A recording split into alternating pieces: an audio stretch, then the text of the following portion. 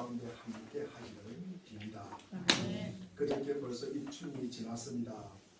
지금은 날씨가 춥고 눈이 와 있지만 물 속에 덮인이 살아도 조금 있으면 아마 민낯을 드러내고 그 속에 새파란 봄의 새싹과 우리가 꽃내음을 기대할 것입니다. 오늘은 우리 지난 주일 말씀에 이어서 요한복음이 우리에게 전하고자 하는 말씀입니다. 우리 요한복음 1장 29절에 보니까 세상 죄를 지우가는 하나님의 어린 양, 3장 16절에 보니까 하나님께서 세상을 이처럼 사랑하사, 8장 12절에 보니까 나는 세상의 빛이다, 17장 21절에 보니까 아버지께서는 나를 보내셨다는 것을 세상이 믿게 하여 주십시오. 여기에 공통으로 들어가 있는 단어가 무엇입니까? 세상입니다. 세상. 세상이라는 단어가 다 들어가 있습니다. 요한복음은 하나님께서 온 이 세상이 다 구원받기를 원한다는 말씀입니다. 그 예수님과 이 사마리아 여인의 대화도 마찬가지입니다. 목이 말라서 물을 마시는 내용으로 시작되지만 곧 영적인 욕구를 채우는 주제로 야곱의 운물에 비해서 예수님의 말씀은 구원을 향한 사람들의 목마름을 영원히 가시게 하는 샘물이 될 것이다. 예수님께서 사마리아에 들어가서 우물가에 앉아 계십니다. 제자들은 먹을 거리를 찾으려고 동네에 들어가게 하고, 그리고 한 여인이 물을 기르러 왔다가 예수님을 만납니다. 이 예수님과의 만남의 대화에서 그 여인의 인생이 바뀌게 해요. 그의 삶이 변화되는 것입니다. 예수님을 제대로 만난 사람은 바뀌는 것입니다. 이것이 제가 목회하는 유일한 이유입니다. 예수님을 만나기 전에 어떤 삶을 살더라도 교회를 아무리 오래 다녔다고 변화되는 것이 아니라 예수님을 제대로 만나야 변화되는 것입니다. 그런데 다른 무엇보다도 예배하다가 예수님을 만나는 것이 최고입니다. 왜냐하면 예수님께서 예배하는 곳에 찾아오기 때문입니다. 마태복음 28장 20절에 보니까 두세 사람이 내 이름으로 모여 있는 자리에 거기에 내가 그들 가운데 있다라고 말씀을 드렸습니다. 오늘 본문은 참되게 예배하는 자, 이런 자가 어떤 자일까? 우리 오늘 본문 23절과 24절에 보니까 참되게 예배하는 자들은 영과 진리로 예배할 때가 오나니 곧 이때라. 이때가 또 언제일까? 그리고 아버지께서는 자기에게 이렇게 예배하는 자들을 찾으시느니라. 하나님은 영이시니 예배하는 자가 영과 진리로 예배할지니라. 참되게 예배하는 자가 어떤 자입니까? 영과 진리로 예배하는 자입니다.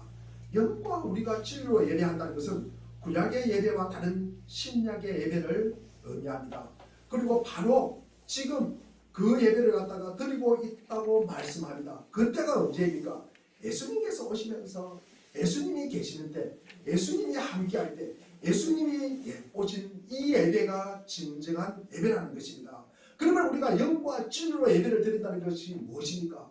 예수님의 이름으로 드리는 것입니다. 우리가 예수님을 통해서 예배 드리는 것이 우리가 영과 진리로 예배를 드리는 것입니다. 또 진리인 주님이 임재한 곳이 예배의 장소입니다. 즉 예수님과 함께하는 그곳이 교회입니다. 예수님을 통해서 찬양과 기도하는 것이 예배입니다.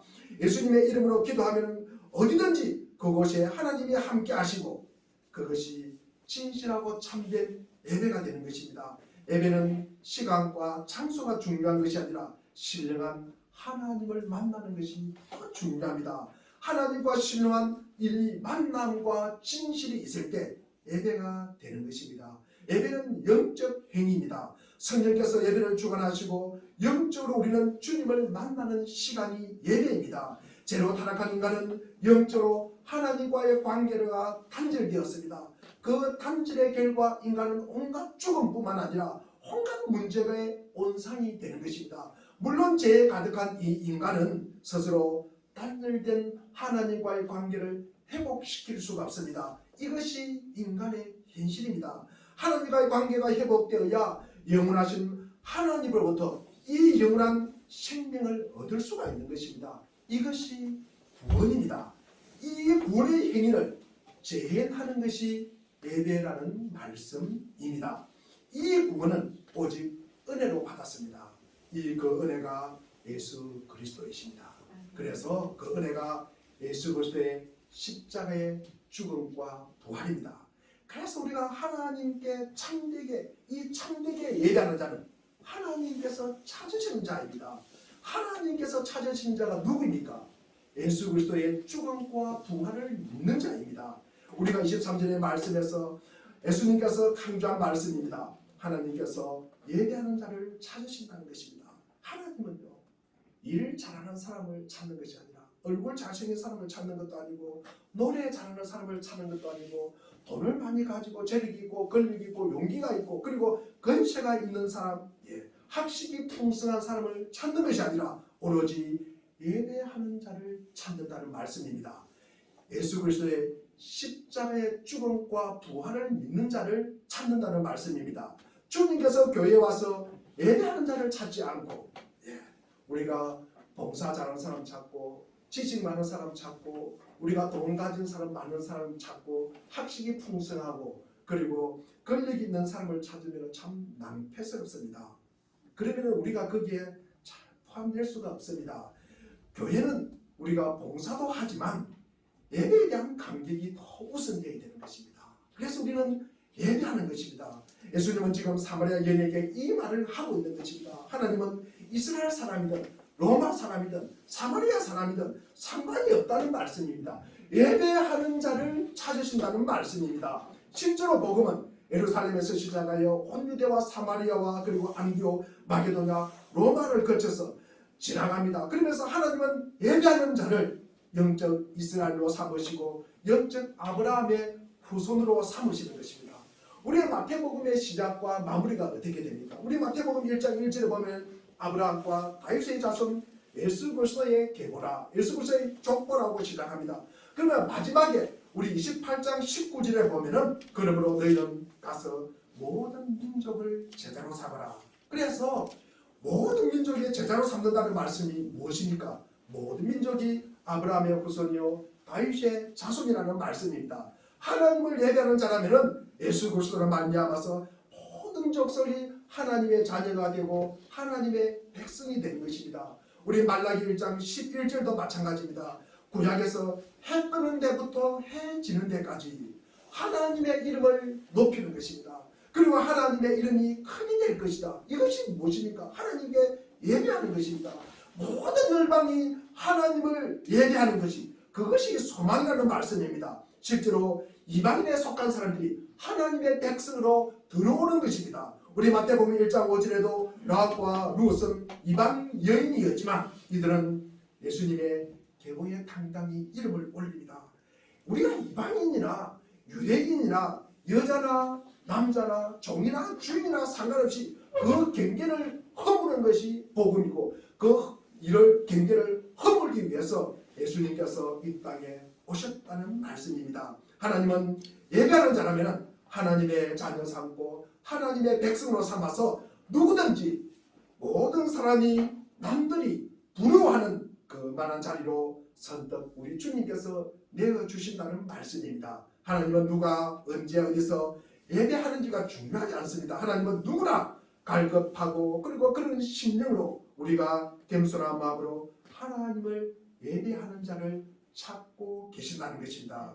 이렇게 하나님께 우리를 찾고 있음을 우리가 알고 깨닫고 거기에 대해서 우리가 반응을 하는 것, 이런 자들이 참되게 예배하는 자들입니다. 두 번째는 우리가 성경에서 참되게 예배하는 자가 누구였을까? 우리가 찾아보면 아브라함과 우리가 다윗을 이야기합니다. 우리 마태복음 1장 1절에서 본 것과 마찬가지로 예수님의 그리스도의 계보에 이 아브라함과 다윗의 이름이 올라 있습니다. 성경에서 최고의 아마 가치를 가진 이름입니다. 아마 아브라함과 다윗, 이것이 최고의 아마 성경의 브랜드가 아닐까, 제가 그런 생각을 해봅니다. 로마서 4장 16절도 마찬가지입니다. 율법에 속한 자나 아브라함의 믿음에 속한 자나 다 예수 그리스도의 상속자가 되는 거예요. 이 아브라함의 상속자가 되는 거예요. 믿음의 상속자가 되는 것입니다. 모든 믿는 자는 영적 아브라함의 후손이라는 말씀입니다.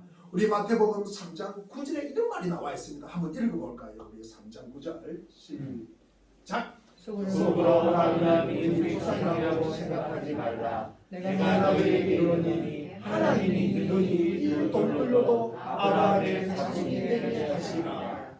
이것은 지금 요한이 하는 이야기입니다. 돌도 뭐라? 아브라함의 자손이 되게 한다는 것입니다. 그래서 우리는 미리 우리가 경계를 끊고 너는 하나님의 자손이고 너는 믿음의 자손이고 너는 아브라함의 자손이고 너는 되고 안 되고 이런 경계를 우리가 선을 끌 필요가 없다는 말씀입니다. 돌들로도 아브라함의 후손이 되겠다고 하신 것이 하나님의 뜻입니다. 이 다윗의 나라는 예수 그리스도를 통해서 시작되는 하나님 나라를 의미합니다. 또 다윗의 열쇠는 예수 그리스도를 통해서 주어질 이 구원의 은총을 이야기합니다. 그들은 이처럼 성경에서 가장 중요한 의미를 가진 존재들입니다. 왜 그럴까? 왜 이 아브라함과 다윗이 그렇게 하나님께서 존귀하게 여겼을까? 왜 그랬을까? 예배를 잘 드리기 때문입니다. 예배자이기 때문입니다. 구약의 가장 모범적인 예배자입니다. 우리 창세기 4장 25절과 26절도 보면은 아벨 대신에 다른 씨를 주셨다. 26절에 보니까 셋 다음으로 그 에노스, 이 에노스 때 그때 사람들이 여호와의 이름을 불렀다. 우리가 셋이 누구입니까? 셋은 가인이 죽인 아벨을 대신해서 태어난 사람입니다. 아벨이 누구입니까? 예배 잘 드리고 행위에 맞아 죽은 사람이 이 아벨입니다. 그 대신에 아벨 대신에 셋을 씨를 주셨다는 것입니다. 그 후손이 에노스에 왔어야 사람들이 여호와의 이름을 불렀다. 이름을 부른다는 것은 예배를 드렸다는 말씀입니다. 우리가 이름을 부른다는 것은 그 이름을 저주하는 것이 아니라 그 이름을 높인다는 말씀입니다. 우리 출애굽기 20장 7절도 보면은 하나님의 이름을 망령되이 부르지 말아라. 하나님을 섬기는 자답게 살지 못하면서 하나님의 이름만 부르지 말라는 것입니다. 우리가 그런 삶을 살지 못하면서 하나님의 이름을 부른다면 우리가 그 이름을 망령되이 부르는 자다. 우리가 예배자는 하나님의 이름에 영광이 되도록 합당한 삶을 살아야 한다는 말씀입니다. 우리 창세기 12장 7절과 8절에도 마찬가지입니다. 여호와 하나님께서 아브라함에게 내가 이 땅을 내 자손에게 주리라. 그러면서 아브라함이 그 땅에 뭐를 했다고요? 제단을 쌓았다고 하였습니다. 예배를 드렸다고 하였습니다. 8절에 보니까 베델에서 아이로 옮기는 곳곳마다 여호와의 이름을 불렀다. 예배를 드렸다는 말씀입니다. 우리 사무엘상 17장 45절에도 다윗이 불러 세 사람에게 이르되 너는 칼과 단창으로 우리 한번 읽어보겠습니다. 시작. 다윗이 불러 세 사람에게 너는 칼과 창과 단창으로 내게 나아오거니와 나는 만군의 여호와의 이름 곧 너희가 모욕하는 이스라엘인데 하나님의 이름으로 내게 나아가라. 어린 다윗이 이스라엘 중에 어느 누구도 함부로 대항하지 못했던 이 골리앗에 덤빈 이유가 무엇입니까? 이 골리앗이 하나님의 이름을 모욕했다는 거예요.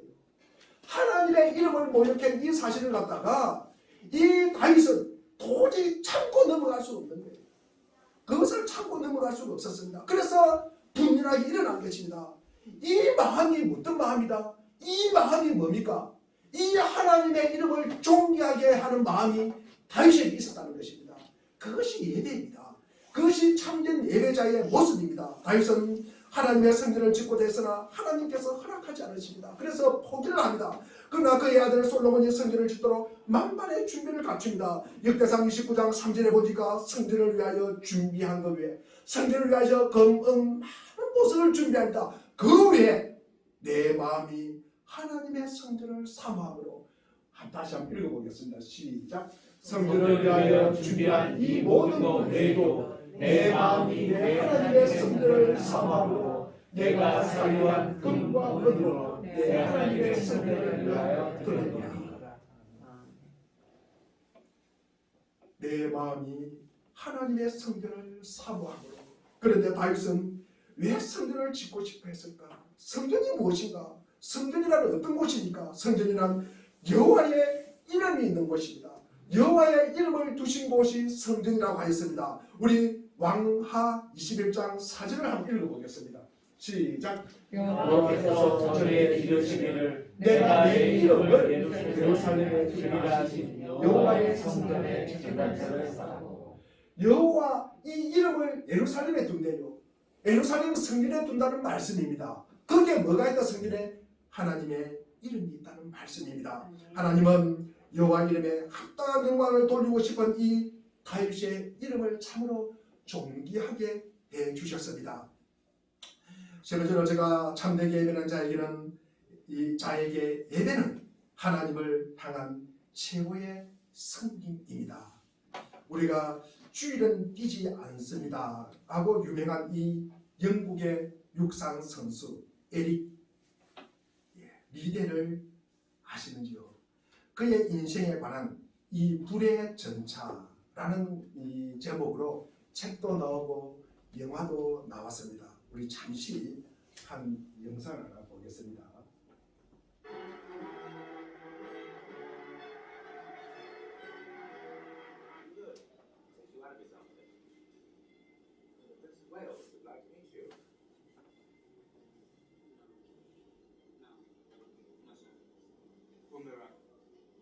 Little. He is your future.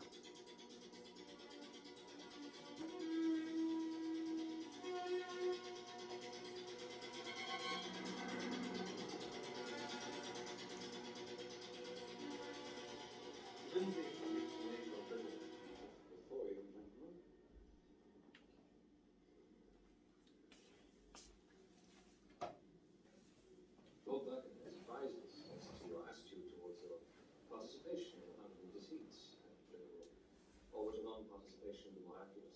It was we were also consulted as to the correct manner in which to approach the French. Something we just can't allow to happen. There is a drop in the bucket.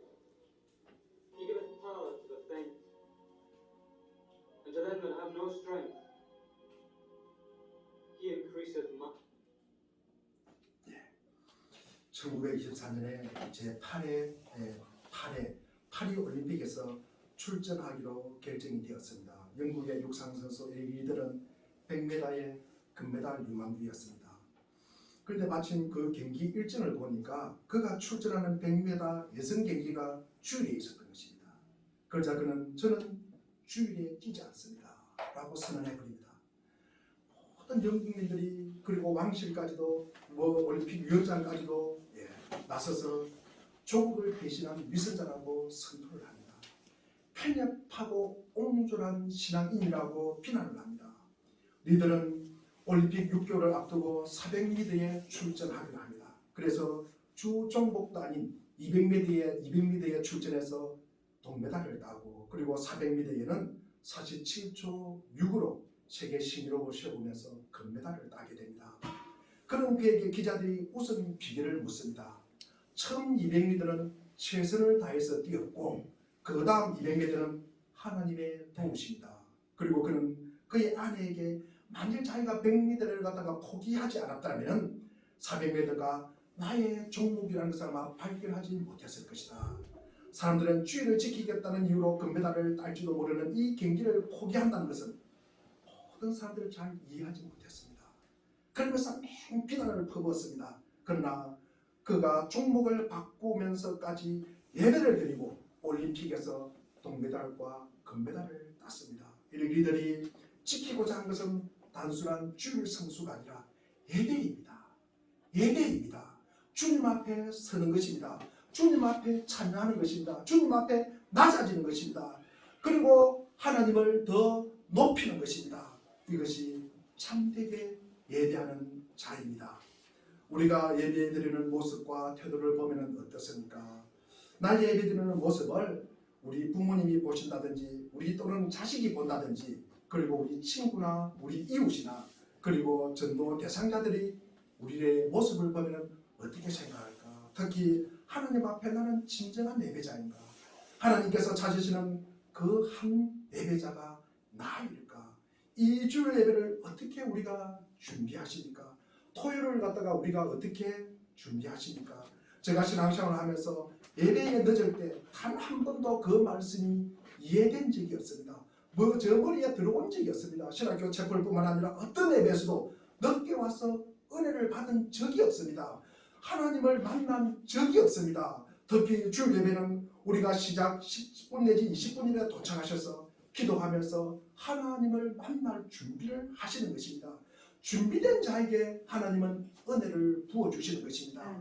분주하게 왔다 갔다 우리가 인사하지 마시고 인사는 예배 후에 하십시오. 오늘 본문을 읽고 또 말씀 나눔을 읽으면서 나에게 주시는 말씀이 무엇일까? 이것을 기대를 하셔야 되는 것입니다. 그 말씀에 대한 사모함이 있어야 되는 것입니다. 믿음의 사람은 다음 세대에 우리가 그리고 후손에게 무엇을 물려주고 싶습니까? 여러 가지로 너무 물려줄 것이 많아서 고민이십니까? 그 중에서도 예배자의 모범 그리고 참되게 예배하는 자가 최고의 유산입니다. 우리가 교회 근무를 왜 예배당이라고 합니까? 예배하는 자들이 모이기 때문에 예배하는 자들이 모이는 교회이기 때문에 우리가 예배당이라고 하는 것입니다. 예배당이 우리가 승진이 되려면 그 안에 진정한 예배가 이루어져야 하는 것입니다. 예배하는 곳에 주님이 임하시고 그들이 모인 곳에 주님이 만나 주시기 때문입니다. 우리는 먼저 예배하십시오. 하루의 시작도 예배로 시작하시고 한 주의 시작도 예배로 시작하시고 1년의 시작도 예배로 시작하십시오. 주일 예배는 설교를 듣기 위해서 나온 것이 아닙니다. 예배를 드리러 나온 것입니다.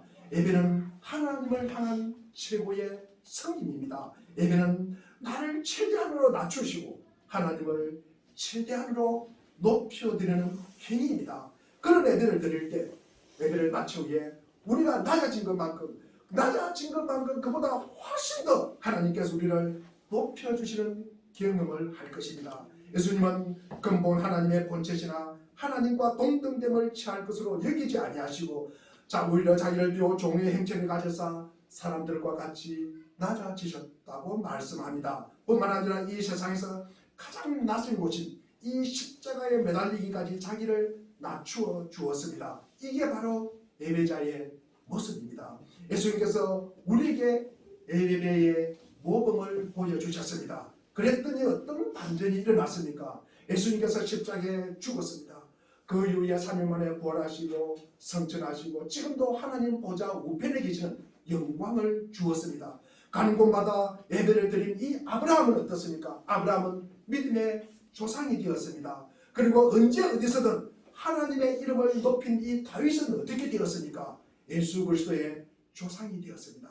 우리가 예배를 드릴 때 우리 자신을 철저히 낮추고 하나님만 높여야 하는 이유가 여기에 있습니다. 우리 자신을 겸손하게 낮춘다는 의미가 무엇일까? 우리가 내 안에 있는 이 차돌 같은 이기적인 마음 그리고 못된 습관 내 밖으로 드러나는 이 자신의 자랑과 헛된 욕망을 깨부수는 시간이 예배의 시간입니다. 그렇게 함으로써 그 길이 제3의 길이고 그리고 나의 십자가를 지고 가는 길이고 그것이 성화의 길이고 어려운 길이고 그것이 구원의 길이라는 말씀입니다. 우리가 우리 자신을 낮추고 하나님을 높여드리면 드릴수록 하나님께서 우리를 높여주신다는 말씀입니다. 우리가 스스로 높아진 사람들은 금방 무너지기 쉽지만 하나님께서 높이시는 이는 당할 자가 없습니다. 우리를 낮추고 하나님을 높일수록 세상의 모든 사람이 하나님을 얼마나 위대한 분으로 알게 되는 것입니다. 우리 빌립보서 우리 2장 8절부터 우리 11절까지를 우리 한번 천천히 읽어보겠습니다. 천천히 읽겠습니다. 시작. 사람의 모양으로 나타나사 자기를 낮추시고 죽기까지 복종하셨으니 곧 십자가에 죽으시니라. 이러므로 하나님이 그를 지극히 높여 모든 이름 위에 뛰어난 이름을 주사 하늘에 있는 자들과 땅에 있는 자들과 땅 하에 있는 자들도 모든 무릎을 예수의 이름에 꿇게 하시고 모든 이유로 예수 그리스도를 주라 시인하여 하나님 아버지께 영광을 돌리게 하셨느니라. 우리 성시교독에서도 이 말씀을 우리가 고백하였습니다. 결국 세상의 모든 사람들이 하나님께 영광을 돌리는 예배자가 되는 것입니다. 그렇다면 우리가 하나님께 예배하는 이유가 무엇입니까? 이사야 43장 21절에 보니까 지난주에도 말씀을 드렸습니다. 이 백성은 나를 위하고 내가 지은 백성이다. 그들이 나를 찬양하고 예배할 것이다. 여기서 말하는 찬송은 예배입니다. 그분의 이름을 높이는 것입니다. 하나님께서 우리를 창조하신 목적은 하나님을 찬양하고 예배하기 위함입니다. 그렇기 때문에 우리가 창조의 목적인 예배를 우리가 소홀히 하는 것은 우리의 하나님의 창조 목적에 우리가 증민으로 반항하며 불순종하는 것입니다. 우리는 인간인지라 연약하고 때로는 흔들립니다. 하지만 적어도 우리가 예배만큼은 절대로 소홀히 해서는 안 됩니다. 주중에는 삶으로 우리가 하나님께 영광을 돌리는 삶의 예배가 되어야 합니다. 주일에는 믿음의 식구들이 함께 모여서 최후의 찬양과 말씀으로 하나님께 예수 그리스도께서 하셨던 것처럼 겸손하게 낮아지는 연습을 하는 것입니다. 이것이 예배입니다. 이 예배를 절대로 우리가 소홀히 해서는 안 됩니다. 예배에 대한 타협이 있어서도 안 된다는 말씀입니다. 우리가 요한복음 1장 3절에 보면 모든 것이 그분을 통해 생겨났다. 생겨난 것 가운데 그분 없이 생겨난 것이 하나도 없다고 말씀합니다. 이 사도 바울은 이것을 깨닫는 순간 이렇게 말씀하고 있습니다. 갈라디아서 2장 20절에 보니까 이제는 내가 사는 것이 아니라 그리스도께서 내 안에 사는 것이다. 이제는 내가 사는 것이 아니라 그리스도께서 내 안에 사는 것이다. 우리 갈라디아서 2장 20절을 우리가 한번 읽어보겠습니다. 시작. 내가 그리스도와 함께 십자가에 못 박혔나니 그런즉 이제는 내가 사는 것이 아니요 오직 내 안에 그리스도께서 사시는 것이다. 이제 내가 육체 가운데 사는 것을 나를 사랑하사 나를 위하여 자기 자신을 버리신 하나님의 아들을 믿는 믿음 안에서 사는 것이다. 우리가 이 땅에서도 예배가 참 소중합니다. 우리가 저 천국에 가서는 어떨까? 하나님 나라의 저 천국에 가면은 거기에도 전도가 필요하겠습니까? 선교가 필요하겠습니까? 구제가 필요하겠습니까? 거기에 교육이 필요하겠습니까? 봉사가 필요하겠습니까? 그런 건 없습니다. 그런 건 없어요. 우리 주님께서 직접 눈앞에서 말씀하시는데 성경 공부, 교육 등이 필요하겠습니까? 하나님 나라 천국은 오직 그 안에서 이루어지는 일은 예배뿐입니다. 요한계시록에도 흰 옷 입은 백성들이 보좌에 앉으신 어린 양 예수님께 영광을 돌리는 천상의 예배의 모습을 보여주었습니다. 그렇기 때문에 이 땅에 사는 동안에 우리가 가장 힘써야 하는 것은 예배자가 되는 훈련입니다. 그래야 천국에 가서도 최고의 예배자가 되는 것입니다. 이것이 하나님께서 우리에게 주시는 상급입니다. 이것이 하나님께서 우리에게 주시는 상급입니다. 우리가 하나님 앞에 얼마나 기쁨의 예배를 드릴까? 얼마나 하나님 앞에 감격하면서 예배를 드릴까? 이 마음을 주시는 것은 하나님이 주시는 우리의 상급이라는 말씀입니다.